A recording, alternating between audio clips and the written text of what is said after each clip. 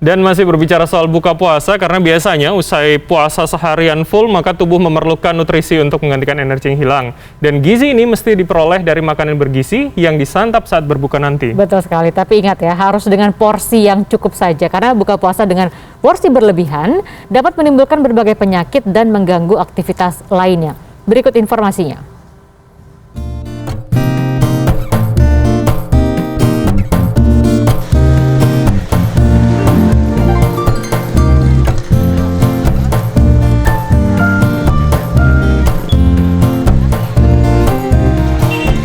Biasanya sih kalau batalin pasti minum dulu, tapi kalau makan sekaligus banyak.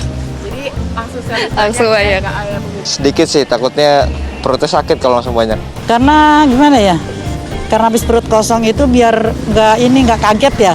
Jadi kita harus makan makanan ringan dulu, nanti udah setelah sholat. Takutnya juga sholatnya nanti keganggu gitu, kekenyangan. Setelah seharian berpuasa, momen berbuka menjadi hal yang paling ditunggu-tunggu. Rasa lapar dan dahaga terkadang membuat pikiran tidak terkontrol. Ini bisa membuat porsi berbuka puasa Anda jadi berlebihan. Hati-hati, bukannya semakin sehat, hal tersebut justru dapat mendatangkan berbagai masalah kesehatan.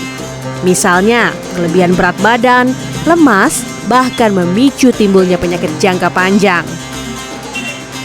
Setelah berpuasa, maka tubuh akan memerlukan makanan sehat untuk mengembalikan energi yang telah hilang seharian. Nah, setelah 12 jam, maka berbuka puasa adalah hal yang paling ditunggu-tunggu karena ini kerap dijadikan untuk ajang balas dendam alias makan sebanyak-banyaknya. Tapi hal ini bukanlah yang direkomendasikan karena justru akan menimbulkan beberapa penyakit.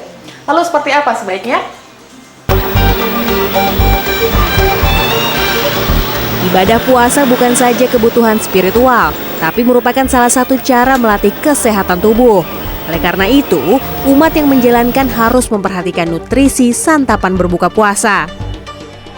Ahli gizi, Dr. Tan Shot Yen menjelaskan, selama berpuasa, gula darah pada tubuh manusia akan turun secara perlahan. Waktu jelang berbuka, ialah saat kadar gula darah sedang rendah-rendahnya. Dalam kondisi ini, upaya untuk mengembalikan gula darah juga harus dilakukan secara bertahap, yaitu menyantap makanan bergizi dengan porsi sedikit demi sedikit. Nah, bayangkan kalau Anda selama 30 hari berpuasa lalu insulin Anda digenjot. Nah, insulin yang cilaka adalah bukan cuma sekedar dia menurunkan gulanya. Nah, kalau diturunkan sebetulnya di stoknya itu kalau seandainya berlebihan, kita stoknya di dalam otot dan di dalam liver, dalam hati. Tapi stok otot dengan liver itu tidak terlalu banyak kapasitasnya. Tebak apa yang terjadi? Maka tekan gulanya, simpan jadi lemak. Jadi itu sebabnya kenapa alasan banyak orang berpuasa yang sebetulnya adalah salah satu cara untuk mendidik badannya menjadi lebih fitri selain spiritualitasnya, tapi ujung-ujungnya malah jadi gemuk. Atau bahkan dia menjadi punya risiko pradiabetes. Atau yang sudah diabetes malah menjadi punya penyakit baru. Entah itu jadi serangan jantung, kena stroke, lalu kemudian amburadul semuanya. Jadi itulah akibatnya kalau seandainya kita berpuasa dengan cara berbukanya dengan kaget gitu loh ya, bikin insulinnya juga ikut kaget. Tentu kita tidak ingin masalah kesehatan tersebut terjadi pada tubuh. Oleh karena itu, perlu adanya kontrol diri dalam menyiapkan dan menyantap menu buka puasa. Ahli nutrisi menyarankan porsi dan nutrisi makanan saat iftar disamakan layaknya porsi makan siang alias tidak berlebih dan juga tidak kurang.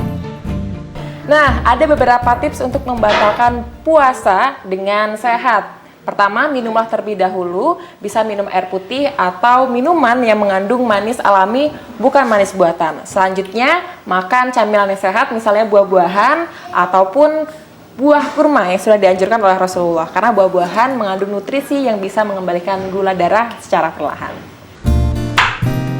Makanan berkuah hangat seperti sup ataupun soto dianjurkan sebagai santapan selanjutnya. Keduanya dapat menjadi makanan alas yang baik untuk lambung yang sudah kosong selama kurang lebih 13 jam. Jangan lupa juga nutrisi lainnya dari sayur mayur, daging, dan sumber karbohidrat. Tentunya semua dengan porsi yang cukup. Nah, menyantap makanan beratnya sebaiknya setelah sholat maghrib dengan porsi secukupnya, supaya perut kita tidak kaget dan tidak bikin ngantuk. agar ibadah selanjutnya tidak terganggu. Putih Ivan Fudi, Imam Muhairib, Jakarta.